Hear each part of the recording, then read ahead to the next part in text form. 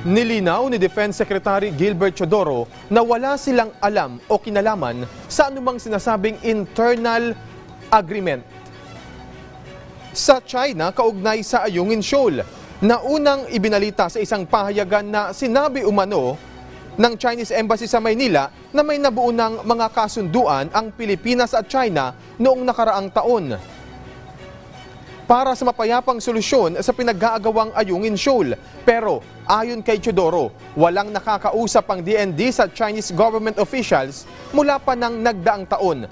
Sinabi pa ng kalihim na walang katotohanan ng sinasabing hindi nagpakilalang Chinese official. Malinaw aniya na paglilihis lang ito sa totoong issue sa West Philippine Sea. Nanindigan ng kalihim na hindi ikokompromiso ng Pilipinas ang soberanya at karapatan nito sa West Philippine Sea na nakabase sa UNCLOS at 2016 arbitral ruling.